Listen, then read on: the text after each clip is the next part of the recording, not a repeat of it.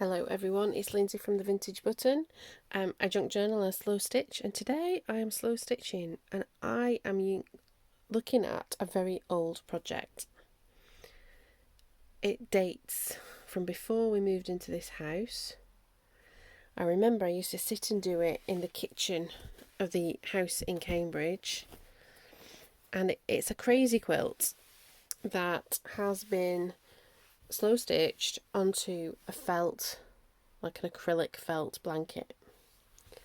So it's got no rhyme or reason to it. It's not particularly attractive. I think it's a bit ugly. But I just love that it's bits and pieces. And it's mindless. You don't have to do much thinking. If you can do a running stitch, you could make it.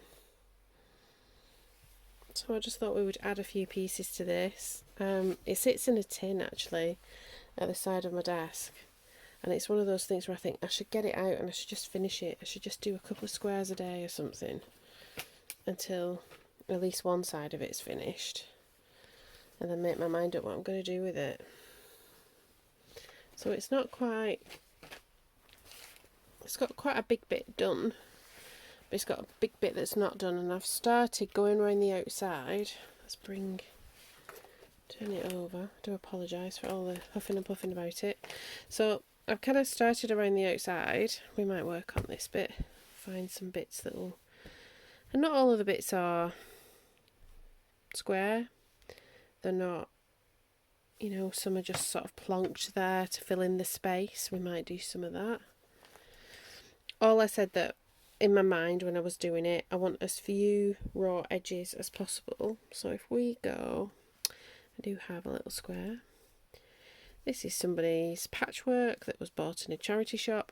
Please excuse my fingers, I've been inking with alcohol inks and I just can't wash it off. I tried to before we start. I don't know what I've done with my fingers. I'm sure after a big long soak in the bath it'll be alright. I'm pricing things up for my craft stall and mini workshops next week. So, oh look, see, now we've got a little tiny gap there, but we can find something to fill that little tiny gap. Get some pins.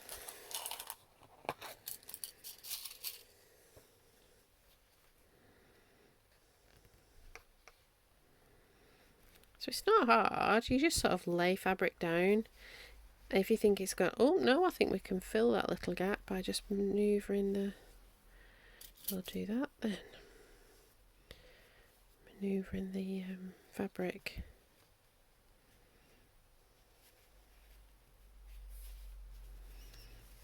No, I'm not sure about that, whether that will have another piece.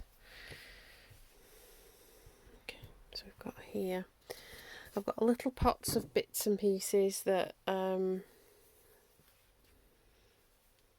they're like upholstery fabric. There's all kinds of different sorts of fabric. This will be easier to fold that way, but then I think this would be easier to fold on top of it. And I don't even know if this is how you do crazy patchwork, do you know that? I just started it one day a few years back. I've got all these scraps, and in my job, because I was a community worker, I was running it's really very old, this. I'm trying to work out how old it is. It might be like 10, maybe more years old. So I used to run community groups, and one of them was a sewing course. I didn't teach the course, I got a lady in the community to teach it. And we were all making patchwork blankets. It was one of the, like making a quilt. In fact, the quilt that I made is what I have over my chair in my craft room. I got paid to make a quilt. I quite like that, because it would have been, we decided it would seem silly if I was just sat there not doing anything. So I made a quilt. So we just sort of like find bits and pieces. What's this?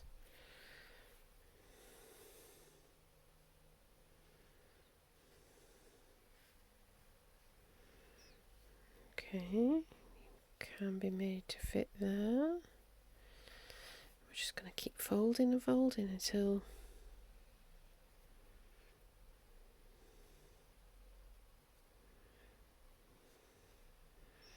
everything works. And it's just like a jigsaw puzzle, really.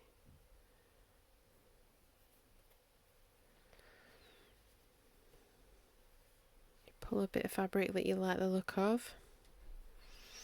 We can snip it, because we don't want to grow over things too much. I've got the window at the front of the house open, so you might be able to hear people noise. Right, I think we've decided we definitely want that edge there, so we can pin that. What we'll do is we'll just pin a bit, we'll stitch a bit. I'll talk about what's happening with my little crafty bits, getting ready.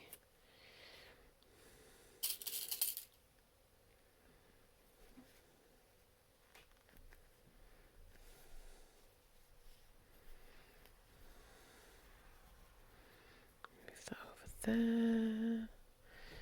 I'm not going to snip that, we will just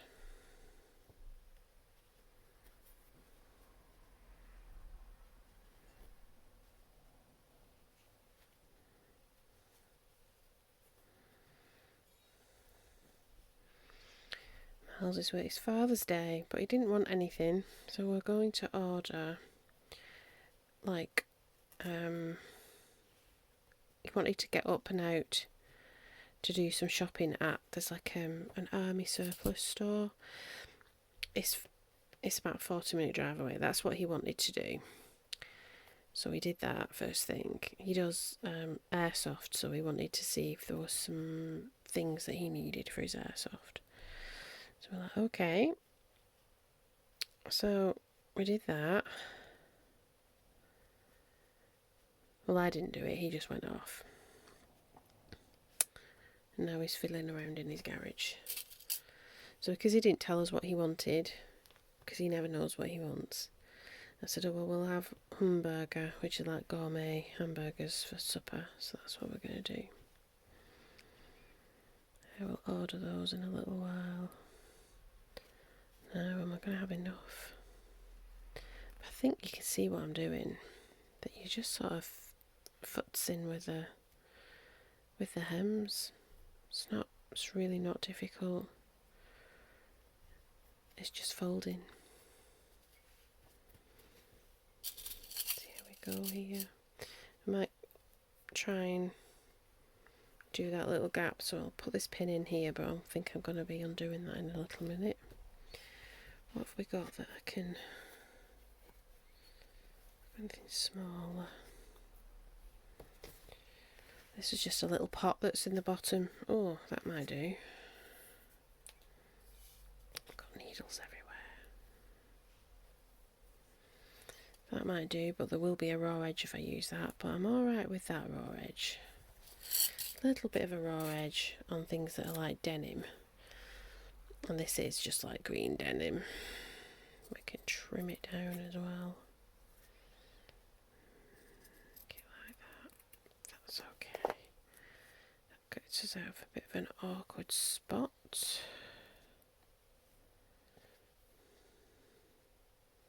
Put that under.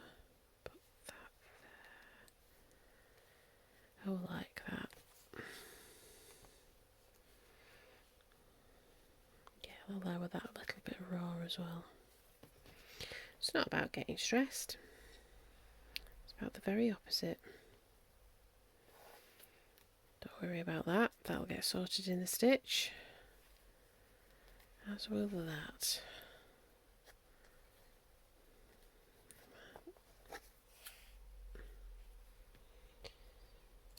Snip that.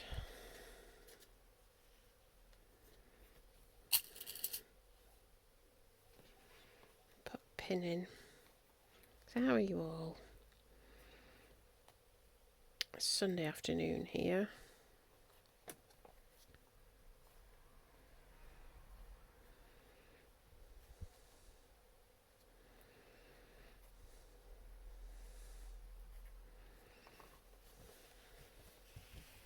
Don't know if I want to put any more pins in, put any more bits in.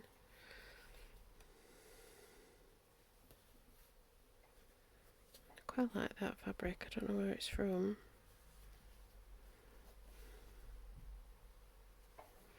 You're just sort of finger pressing the fabric. Use your nail, get in there, finger press it.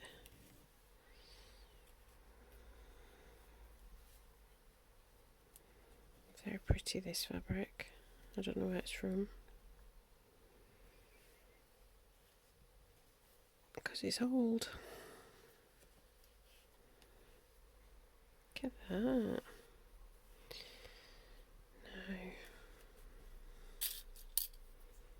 I think that might be where we're up to. So if it's a raw edge, we're not sewing on it. It's a folded edge we are. Well, unless it's that green, we are sewing on that green. But that's the exception.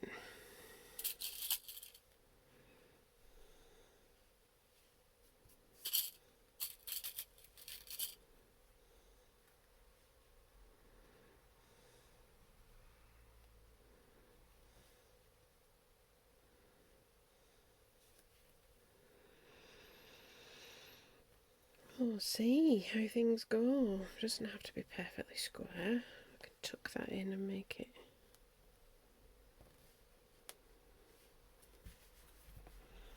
There we go. Then I'll bind it somehow.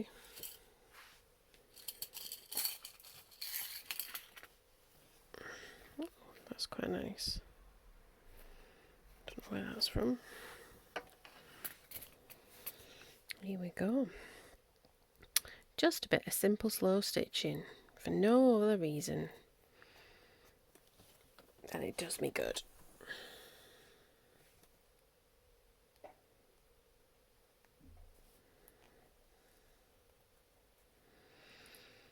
I think I've picked a dull needle. I don't know how I've managed to do that, but I'm not going to stress.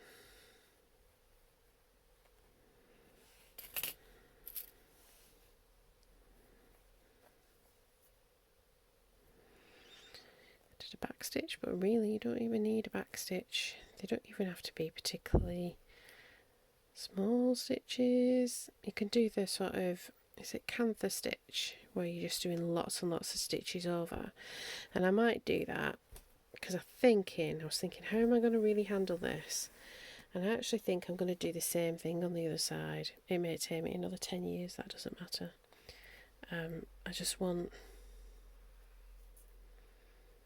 I want it to sort of have a really hodgepodgey patch feel. I could see little gaps. Let's move that. That's because I was doing it through the viewfinder, which obviously I shouldn't do. The camera sort of sat next to me.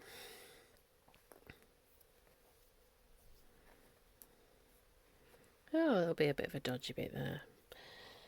I'll stitch a heart or something over it. There's no point stressing. None at all.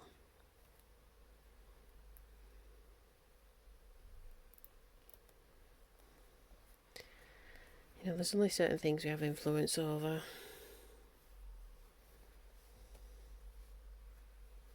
Sometimes you just gotta go with the flow.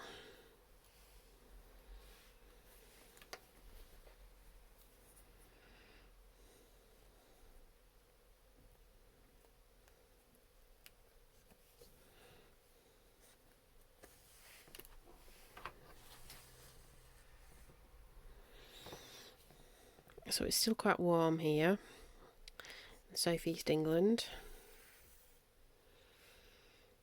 Very warm, but it's not very warm. It's trying to talk about like English summer, like English heat, because I've travelled. I've like been to South Africa, you know, travelled all through Europe, and those places are hotter.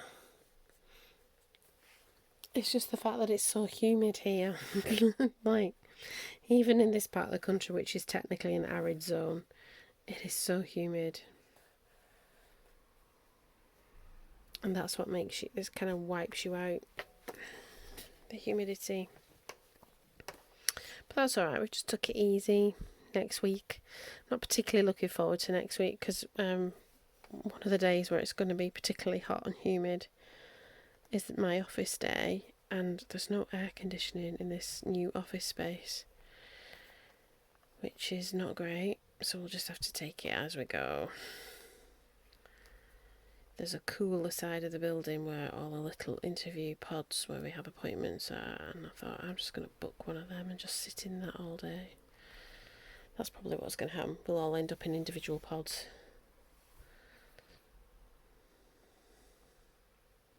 On the cooler side.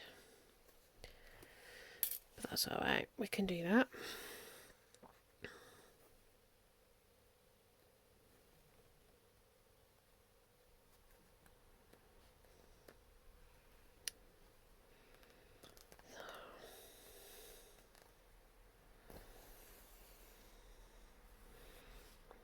Go.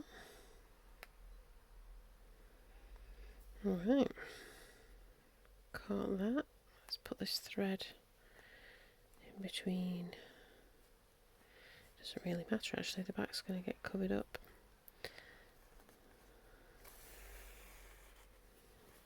Make it all flat. The tension's really important with this. If you pull too tight, you're going to pucker it all up, and that wouldn't be very good really. I think, what am I going to do here? I'm going to end up going over this little bit, so I'm going to let that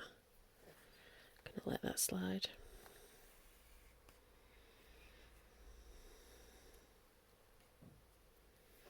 That's kind of been caught on there. Going to come across.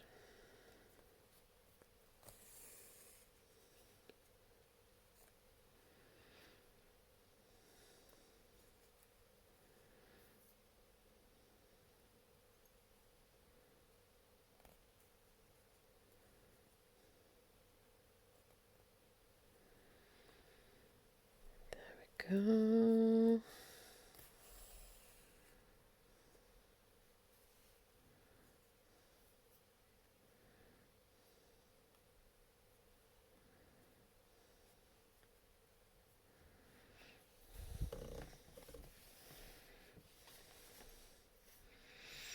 Because I think sometimes when we're doing slow stitch, we just make kind of smallish things.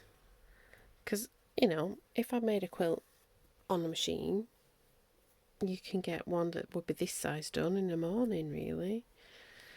I just don't. I find my sewing machines, and they're alright sewing machines that work alright, and they're not very complicated, but I don't find it relaxing, the process. I find it stressful.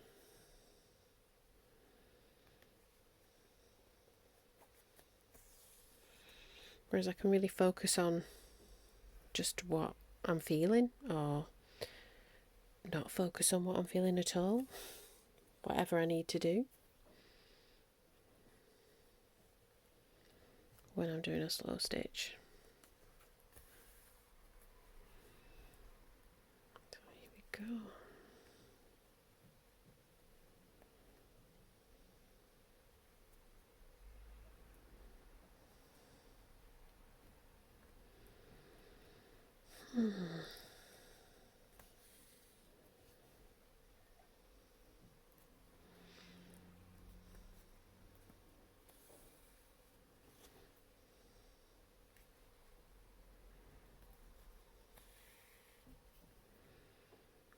Okay.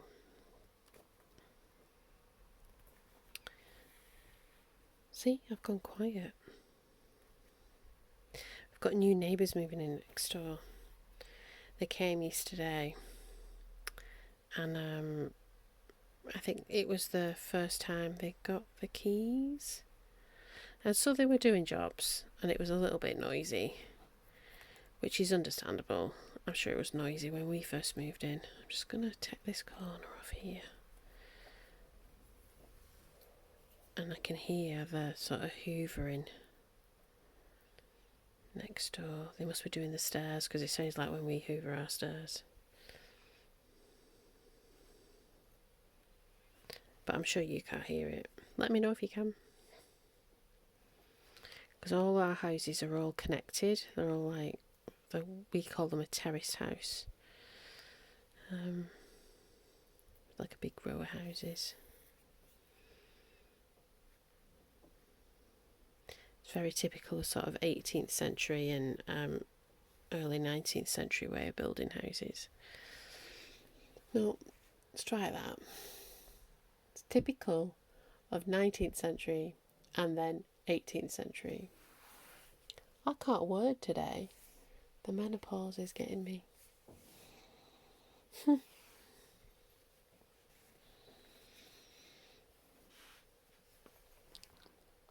1800s and 1900s.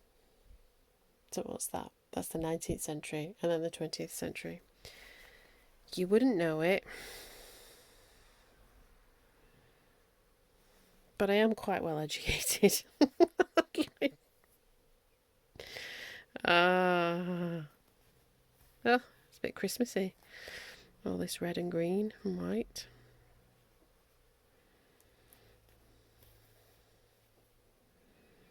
Anyway, yeah, they're hoovering. So the room next door to me, it's actually not a bedroom. That in that house has been turned into a bathroom. But we still have, I think it either was a coal scuttle, but I actually don't think it could have been coal bunker, or it was like a wet back kitchen or a scullery is what our bathroom is. And then our kitchen, you see, I think originally would have been in the dining room in the house, because that's where the two fires are. Kind of through the middle of the house is where the chimney is. And it's strange that, like, because it's had an extension on the kitchen. And where's my needle? Where's my needle gone? It's here. So yeah, it's had an extension on the back in this house, but not the way the extensions have worked. I don't think any other house has had that, but people have had loft conversions, so that means that they've gone up into the roof and created like an extra bathroom or an extra bedroom that way. But this house hasn't had either one of those. In fact, the little bit where our bathroom is has been taken down, so it's quite a small, it's a smaller footprint, and the bedroom, they've lost a bedroom, so this is technically a 3-bedroom house because the bathroom's downstairs, which I was dreading when we first bought this house. I was like, oh, I don't know, middle of the night when you need to go for a wee. But it was absolutely fine. Absolutely fine. You get used to it. I remember a house that we used to live in when Lily was little, and that was built in the 1980s. So, you know, it was that a terrace? But it was like a really modern, and I use the word modern, 80s modern. Trying to think what did that, but it had its bathroom downstairs, and apparently that's because, talking to an old neighbour who'd lived in the houses since they were built, that's because they were left like half finished for about 10 years. So there were 1970s houses finished in the 80s because of like a recession or something, and our whole estate like was left empty and half finished. And to make the most money, that the next set of builders that came along changed the layouts in the houses so that the kitchen was a tiny kitchen, smallest kitchen I've ever lived in. We didn't stay very long in that house. Tiny kitchen, and then a bathroom. So it was like the kitchen had been cut in half to accommodate this downstairs bathroom, and then one of the bedrooms that would have been the bathroom because it had like all the boilers and stuff, all the hot water was upstairs. Well, what's the point, because none of the water's upstairs. But you can see that they'd sort of changed the plans of the house. Was another bedroom, so they should have been reasonable sized 2-bedroom house with not a big kitchen but a reasonable sized kitchen. Became this sort of really pokey 3-bedroom house with a downstairs loo. So we kind of lived like that in that house. But we needed to move out of Cambridge, so this house was, I think I've said before about like the craziness of people trying to move out of Cambridge, and how we literally dodged a bullet by buying this house, really.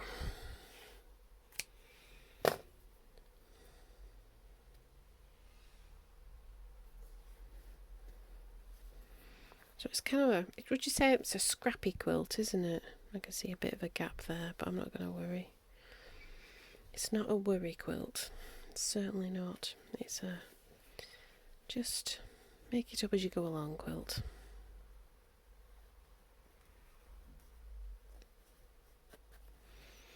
Do that bit. I'll do one more needle and thread.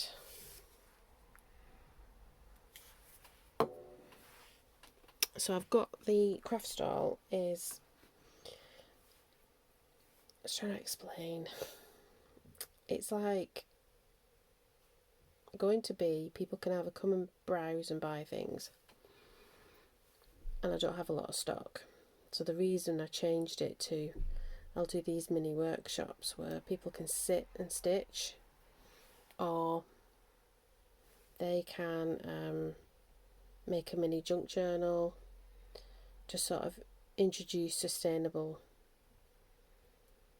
creativity. I'm going to get a different needle.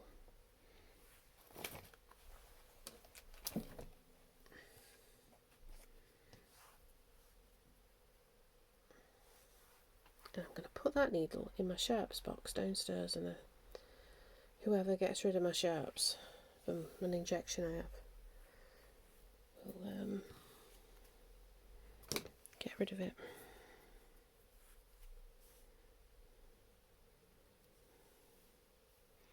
So yeah, what was I saying? The craft stall. It's not terribly well organised. I was talking to I was emailing the lady, and having said that, I then sent my initial reply to somebody else. So I hate doing emails on my phone. They just don't. It doesn't. You need to see the proper screen. But anyway, things had gone missing, and from the application that I put in for the thing, and then because initially she was like, "Oh yes, please," and I'll put you here and put you there. Like, she was quite excited about it, and then I think she's just got a bit overwhelmed. Because she emailed me saying, "Oh, are you still coming?" And I'm like, "But I've paid. Everything's paid. You said you were excited about it. You understood that it was like mini workshops. It wasn't." And she was like, "Okay." So I think there's just a bit of overwhelm. I know what that's like. I used to organise stuff like that in another job. You learn, and it might be the first one she's done. But having like your own little email and keeping everything separate, and yeah. But anyway, so for my end, I've got the little junk journals made, the little zine, like a zine that you made when you were a kid. It's just like that, made out of an atlas. And I started putting other bits and pieces together today. And I've got time in the week. I've got like my table covering sorted out.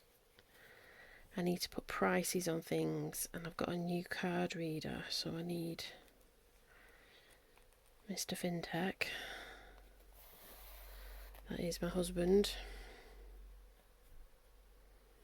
who said to me, well, you're not being very loyal to like, because he works for a fintech company. I was like, but your company doesn't do this. I can't do what they don't, I can't make them do. You can't make them do. So we've gone with a competitor. Doesn't matter. Nobody knows. Well, everybody knows now, but nobody knows. Nobody knows. It'll be fine. It will be fine.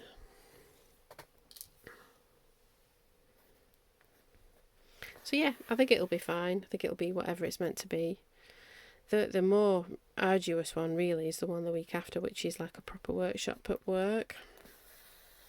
It's almost like this weekend one. It's got to be a bit of a dress rehearsal for that. So yeah, whatever will be, will be. No, pull your tension there, Lindsay. There we go. It's not going to be perfect, but we don't do perfect. It's handmade. It could be an alright picnic blanket, actually. Perhaps I should find something to put on the bottom.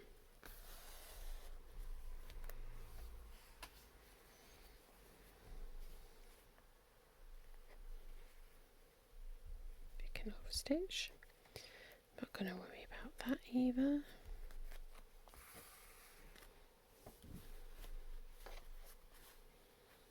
Nearly there.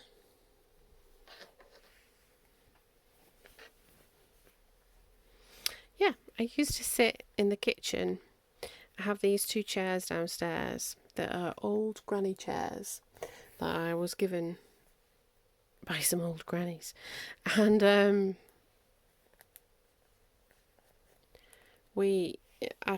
they were brown, but they were wool, and I thought, well, I don't really want to upholster them. I like the shape and the size. Fitted this little nook in the kitchen, so I could sort of make an extra space. I tell you, it was invaluable when the pandemic rolled around, but I made this little nook with these 2 chairs, and one of the things I used to do was sit in the chair and stitch this blanket. I could see another gap there, but I honestly not bothered. It will all work out. It will all work out.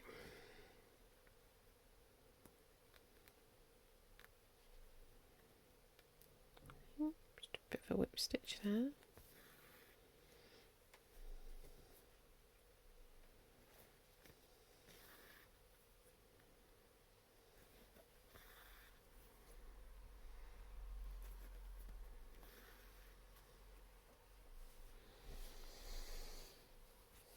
Let's have a look.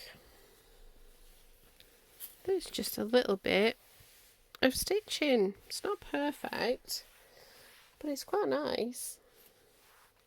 And I think it's nice to start another corner and then eventually it'll all meet up. Let's try and bring it together. This is kind of, I've done like an island in the middle. I think this was an old cushion cover.